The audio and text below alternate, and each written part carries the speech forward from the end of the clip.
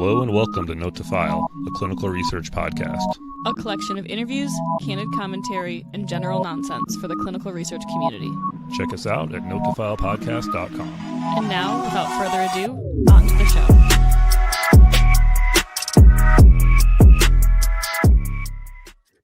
Hey guys, welcome to another Note to File, another Sticky Notes. It's Tuesday, February 17th. Denali, how's it going? That is.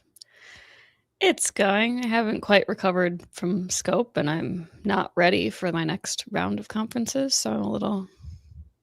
I'm fine. Where are you off to next? I'm headed to VIVE in LA. So if those of you are familiar with like health, it's basically all healthcare IT. VIVE is a iteration of the health, which is like health, which is basically health without whatever, you know, the spelling of it. Without vowels.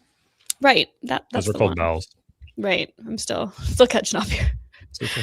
So I'm going to that. It's going to be interesting. Like we're going with Viva for this one, and we're going to talk about like research as like talking to health systems and hospitals, not necessarily research specific conferences. So trying to bring research more into the forefront in these sort of large healthcare delivery systems. Yeah, I was going to say that one's not super like research. I mean, obviously not research specific, but it's also not necessarily very research heavy anyway, right? Yeah, I think, in general, it's like they tout it as like a tech conference for healthcare delivery and health plans, actually. So it's like across the board, basically like if you're a healthcare delivery or value-based care organization, there's a lot of folks who focus on just like healthcare tech trends. And I think, thinking about like trying to get research more in the mainstream, that's kind of the focus of like why we're going. Yeah, no, it's it's tough. It's hard. I mean, I work with health systems, and even the health systems who like want research don't really get it. It's interesting space to live in. Yeah, for sure. So it'll be interesting to see how it goes. I was there last year, actually. They have a startup track, and at the time I was at Haystack Health, and so we went on the startup track there to talk to some of these health. We also were interested in talking to like plans and payers as well. So it's a different angle why we were there, but it'll be interesting. It's in LA this year, so flying to that next week, coming back, and then turning around and flying to San Diego the following week. Yeah, for a much obviously cooler conference. I mean, quite frankly, like more in my wheelhouse. It's like the research crowd, right? Like the research world. That's where I play. I mean, it's hard enough to talk research with research professionals. It's really hard to talk about it without people who don't really know what you're talking about. Well, I was talking to someone on my team who's coming to both of them, who's never been to either. And I was like, okay, so imagine two opposite conferences.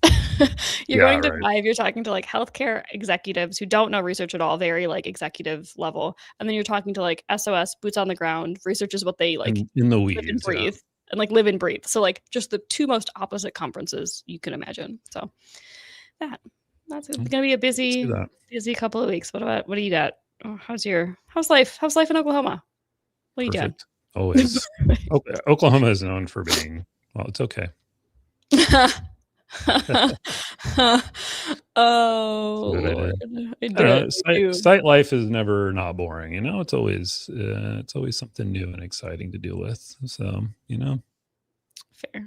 That's all I can say about it. Today is Chinese New Year, which I admittedly don't know a lot about. I think it's something about a fiery horse, from what I understand. So I've gotten a few like things that have come across my social feeds about this. Like last year was Year of the Snake, which is for like shedding, and then Year of the Horse is like Year of the Horse, but also Year of like the Fire Horse. So it's like charging forward, blazing a new path. So gonna lean into that this year. There you go. Shedding the old shit moving forward. Right. Today is also National Random Acts of Kindness Day. So I don't know. I like that. It's also Fat Tuesday, isn't it? Is it? I have no idea. Good call. If like that's correct. I feel like you would know that.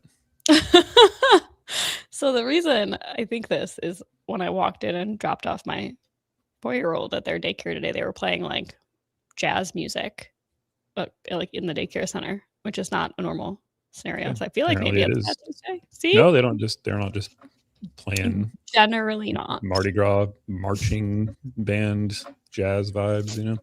Generally not. That's too bad. That's too bad. They should. Yeah. I'll write a note. Formal recommendation. Okay. Well, today is also apparently Fat Tuesday. So good call. Didn't show up on my trust site where I go ask what day is it today. So it's something I can use as a throwaway at the beginning of a podcast. Time to upgrade your sources. Yeah, that's true. We need to do better. Probably need to use AI. I don't know what I'm doing. Googling something like an idiot from the past. I know. Why would I do such a thing? What's up, Emerson? I don't know what you're saying. Sure is. Too, it's Fat I'm going to assume it's Fat. Oh, it's to what you said. Definitely not with something I said. Definitely not. Someone's agreeing. It must be with something you said. Yeah, okay. Well, you know what? I never even prepared. I'm terribly unprepared today, guys. So I'm really sorry. Just deal with it. I haven't even tried to share my correct screen yet. It's one of those. I mean, I feel like we took a week off. We had scope. I mean, I don't know. I think through March, be patient. Folks need to be patient. Hey, you know what? No one cares. No one's paying us to do this. You know what? True. So they'll live with it. Okay, I don't want to start on that one. One interesting thing that happened here recently, last week or so, Icon came out with their quarterly results, maybe. Anyways, probably more year end, right? Yeah, that's true.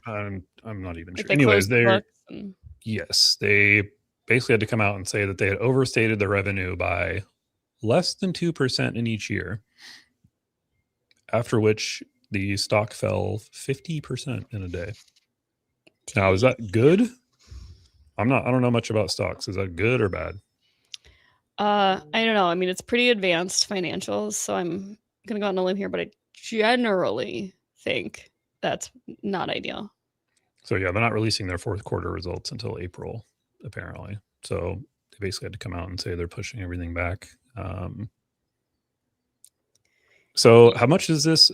I mean, the mention here too is 2% may not seem like it's really much financially, but also some credibility implications.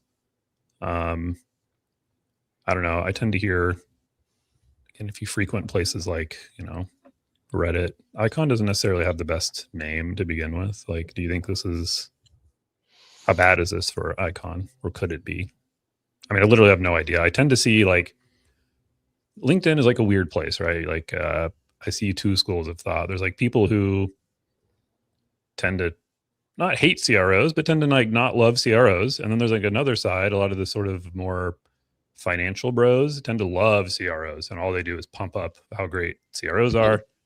At least that's that's just my algorithm or the feed that I get. So understanding, because all I ever hear is either CROs suck, or CROs are great. They're endless money making machines, and we should love them. They're kind of like the management consulting of our industry. Yeah, again, and they're I guess a necessary evil. I hate to call them evil, but maybe they're a little bit. There's a function. Evil. There's a function that is served. I think we've talked about this. I think in general, CROs aren't bad. I just think we talk about how they're operationalized in their business models, and it doesn't necessarily align with some of the other parties, which creates issues. So I'm curious to see if what that means. Well, and if there's any I don't know, does this have any kind of impact, greater impact? Probably not, since it seems to be limited to them overstating their revenue. It's not a bigger sign that there's issues with CROs. Yeah, this seems pretty specific to and it's even to their point, where it's even the actual facts weren't necessarily the huge deal, but the actual overstatement itself, and less of what exactly was overstated, seems to be almost the bigger issue, with trust, and especially when so much of this is trust what I'm saying, right? Yeah. This is what you need to be doing. This is how we're going to do it, and this is how we're going to make you successful. It's basically take my word for it, and then never mind, you can't trust my word. So, which trust is something we already have a lot of in clinical research. yeah. Period. We've got it to spare. Just floating around the participants, trust the sites and sponsors. Sponsors trust sites. Sites trust sponsors and CROs. We're just a big happy family. Patients trust pharma. Right. Clinical trials. Yeah, it's all great. Everything is great. Get your guitar out and sing Kumbaya. It's all we're missing. That's how I end every day. Anyways, that's interesting. I don't know if it means anything. I don't own any stock in Icon. Thank God. So maybe I should now hit buy the dip. Now is the time to buy, right? Like that's. But we'll see. I don't know. I haven't looked at it since then, even honestly. I mean, I feel like it's recovered in any way. I feel like even when I checked it, like it fell drastically, and then I feel like it popped up like to like 30. So like, yeah, but even then, if you look, God, stupid computer. Sorry, I was trying to look to see. I'm like an old man. I'm yelling at my computer. It's like my grandma working the VCR. I mean, it's down still 52% over the last year. It's down 56% over 5 years. No, I'm not. Okay, just checking. That's my. You're just gonna. So just I mean, even a longer term. Yeah. Decline, although a lot of that did come over the last since the 12th. It looks like so. Last 5 days. Yeah, which understandable. Actually, around in like it dipped a bunch on like 2.5 as well. So, anyways, yeah, it's still got a ways to go to recover. So, I guess we'll see. I'm frankly not that well attuned to. I know just enough words to sound like an idiot when it comes to the stocks. So, who the hell knows? Okay, neato. Let's go to the next one, shall we? We shall. Maybe. So this is interesting, an article that you found. Yeah, I mean, it gets to the point of like we talk about the goals right now is like fraud, eliminate fraud, waste, and abuse, right? And like the government, and sort of an interesting look into like how the FDA currently looks at trials and like is there a way currently already in place, like an avenue where they could potentially streamline what they're doing, especially for like low risk studies, and like basically saying there is a way, like look at how other folks have done this for these additional like, lower risk trials where they don't need the full shebang of like all the things. And like, could they feasibly now, even under current legislation without new rules and regulations, be doing this?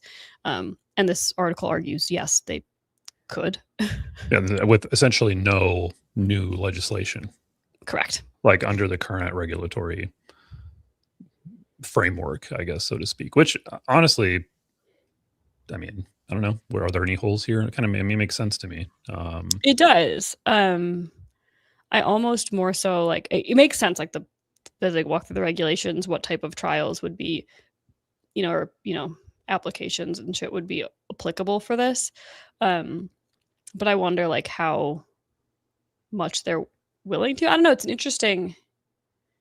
I mean, I like this from what I've read. I admit I read it very, very recently. I haven't had a chance to go more in detail. I mean, look, there seems to be a weird, again, I don't know about you. I see a lot on my feed about like almost deregulation, like people kind of pushing for that. And this is like a nice, like, it's not really deregulation. It's just using some common sense to be like, hey man, if it's low risk early phase, let's expedite it and get it done.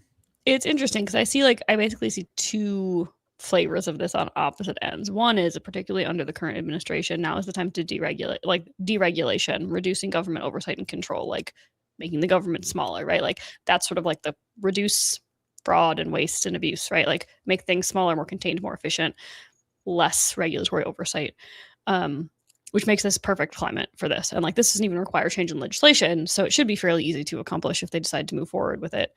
The other piece, though, where I see this like potentially running into some barriers are the like the hesitancy of folks to like comes back to trust, but like to trust things. It's like, oh, this was an accelerated approval, and now we're pulling it back. I mean, And so, yeah, but I'm saying, especially if you look at what the recent Moderna stuff, like the administration saying one thing and then being like, psych, never mind. Exactly, right. So it's like, we're saying we want to deregulate, we're saying we want to de-risk, but then we're also saying, we don't trust you. So it's like, it's saying we don't want to regulate you, but we're not going to trust the science that you're doing anyway. So like, again, those early approvals, all of that. So that's where I see this hitting walls in practice if they decide to move forward with something like this. But it makes sense. I mean, like in anything, you should not be applying the same level of like oversight to everything, right? Like it's risk-based monitoring, right? Like just the macro version of it. It makes total sense. Again, I mean, I feel like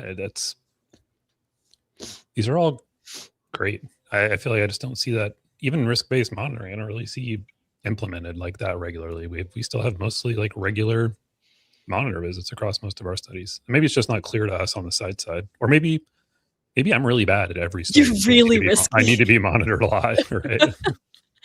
I mean, I think those types of things are going to get more and more common the more organically AI is embedded into this stuff, because that helps you determine like where is the risk, and like using AI tools is going to help more like applicably suss that out, as opposed to being like, I think this might be high, like using different tools. Well, maybe it's true. I mean, you'll have some true data to like numbers to crunch. I have no idea how that stuff works, but you can at least say like, oh yeah, this all looks legit, everything's good, versus like, I know this needs more oversight or whatever the case may be.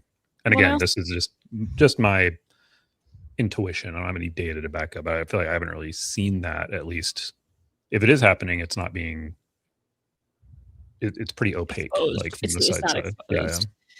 I mean, I also wondered too, though. Like, I mean, it's relatively new, right? Like ish, give or take, in the grand scheme of what we're doing. What is risk-based monitoring, right? Like in the grand scheme of things. I don't know. You're gonna look it up, okay? Because like,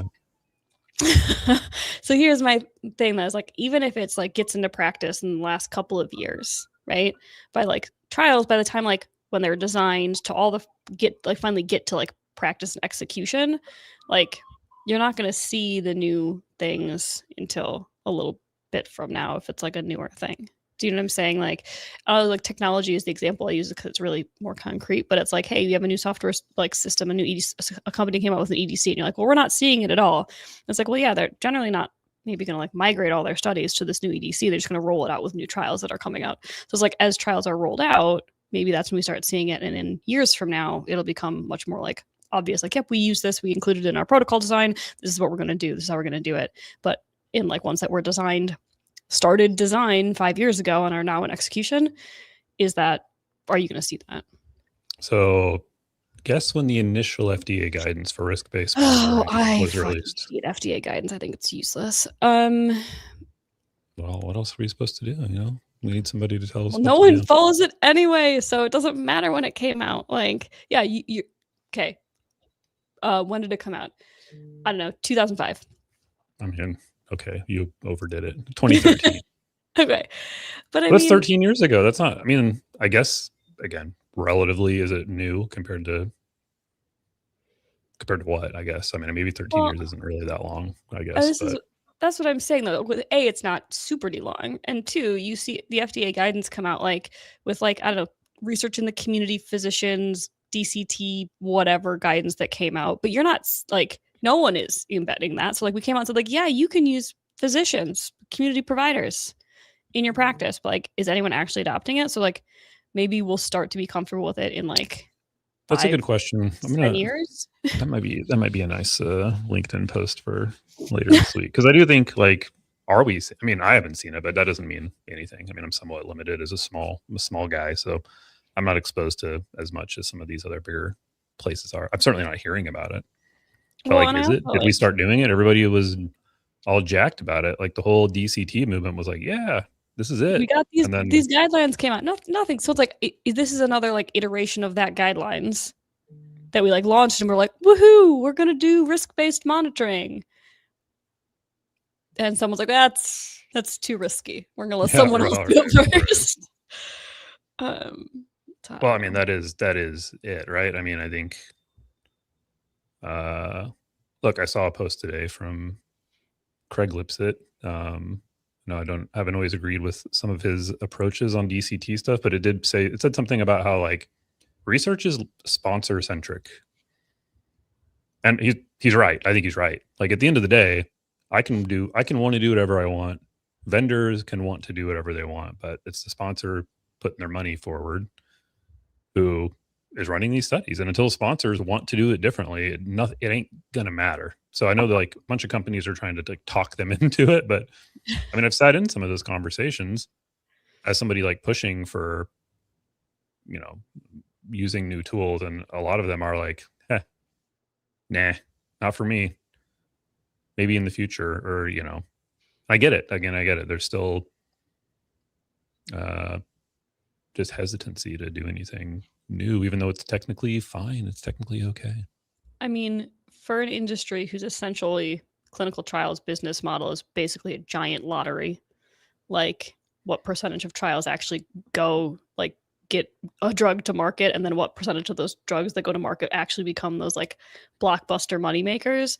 So like you're gambling a fuck ton. Yeah, across. but at that point, it's already billions and billions and billions that you're putting, right?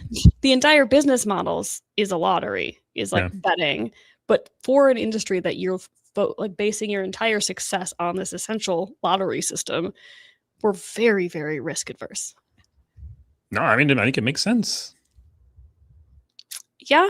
It does when you put it, I think when you frame it that way, it makes sense because you're like, dear God, we have to get this one across the finish line. And so they already fail for enough reasons that aren't like operational, you know, like the science and all the other stuff. So I guess, you know, it makes sense to sort of like, look, we can at least control like the operational part. We can make sure that like it's done a certain way. So, I mean, I kind of understand it. If you know, if one of your 10 babies live, like you're going to take fucking care of that baby, right? Like real bad. Like you're going to try real hard to do everything you can. You're not going to let them cross the street by themselves. Right. But like, you're going to hold their hand. It's just funny to me though. I mean, yes. Okay. So I do agree. And like, that all makes sense. But it's just like thinking about like, we're willing to take such massive risks and spend such massive money on such small odds. And then we're not willing to take the risks to maybe make it better. Like, and I get it. It's a different risk profile. It's a different thing we're doing. And I also get to your point. Like, if you have a slim chance anyway, you don't want to make your odds even worse by taking a chance. Yeah. So like, I see both sides of it, but I just find it a fascinating. Well, that's where I do think like it could change if, like, again, that second article is a good example. If it were cheaper and easier to fail quicker on like early stage trials, so you've invested less, like maybe the proposition flips a little bit, right? You can be a little bit riskier, but since all of it is hard and complicated and expensive and takes a ton of time, like, again, there's no gain to be made. Like, you've got to just not lose. Well, yeah. And we're making trials more and more complex. I feel like we're going the opposite direction. So we're staking more on each trial and making all of those trials then more complicated to even execute against. Yeah. Well, and again, I think we're focusing on some of the wrong. I mean, I had a whole the EHR to EDC post, and I know, like, you know, maybe Viva has their own stance on it, and that's perfectly fine. I don't think that really like does anything that is going to make a significant impact like on clinical trials. It sounds cool. I really didn't see any like things super compelling. Maybe like some downstream potential effects. Like maybe you can actually do like legit no more SDV, like no more source data verification, because everything's tied in together. Now, that doesn't have to be EHR, it could be any source. So that doesn't really,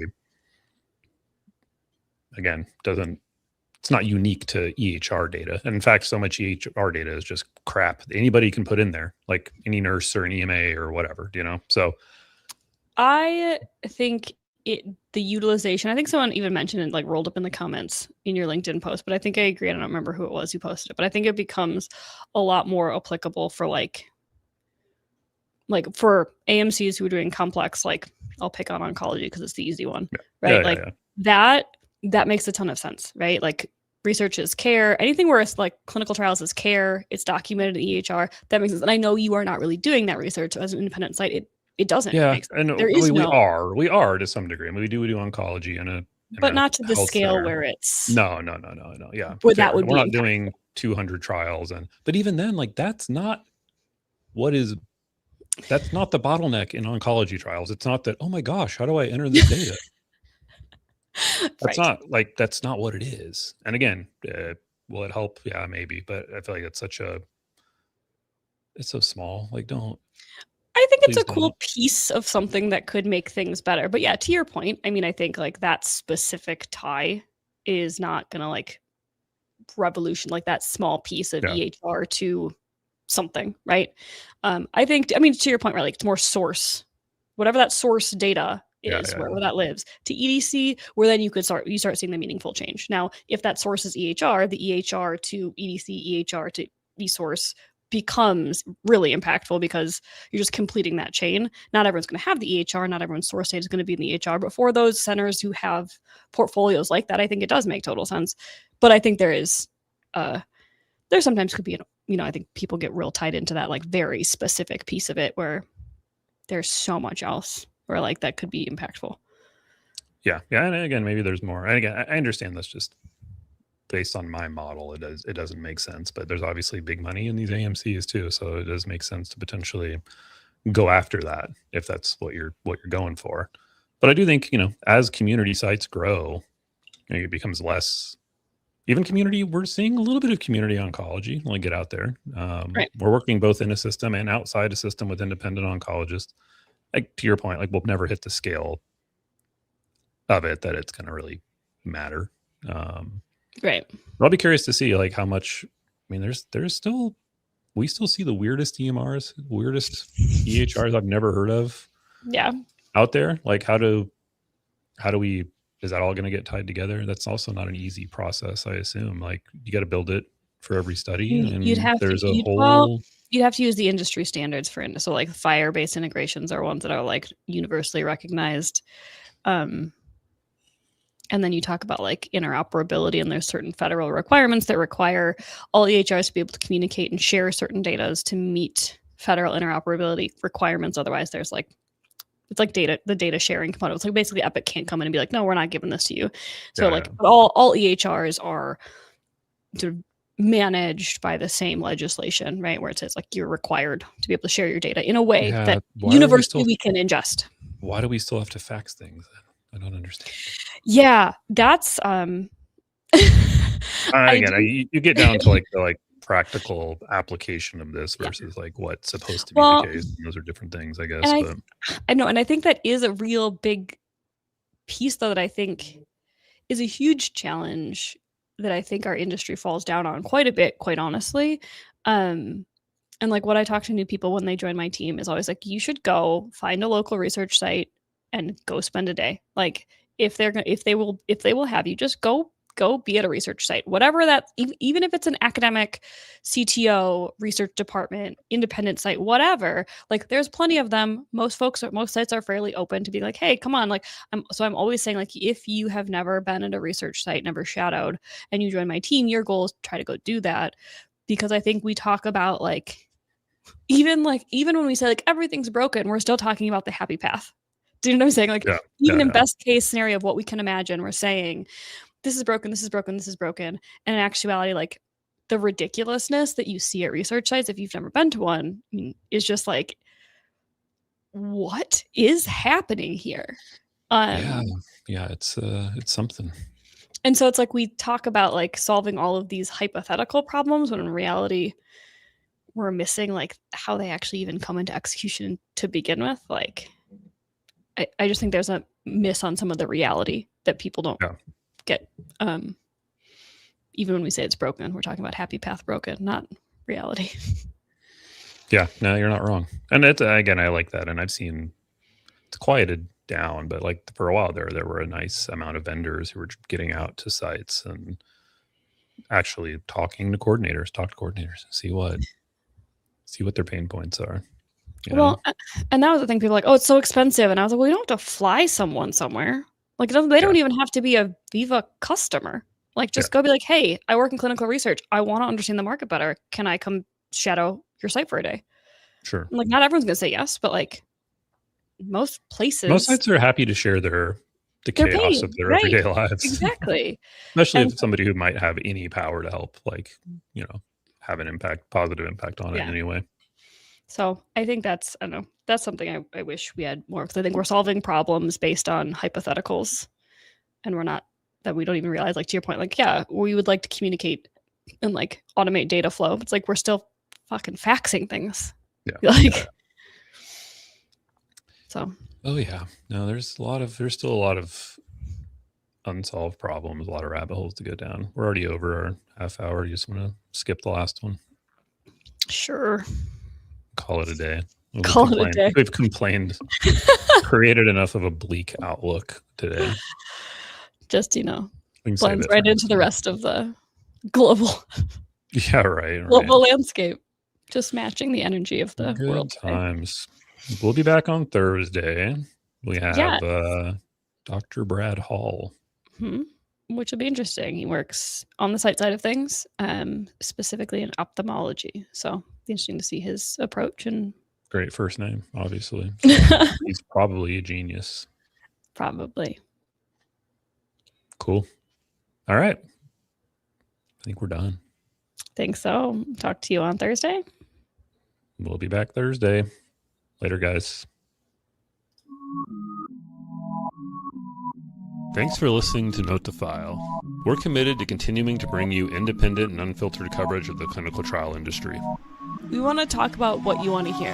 So if you have something on your mind, hit us up at notetofilepodcast.com.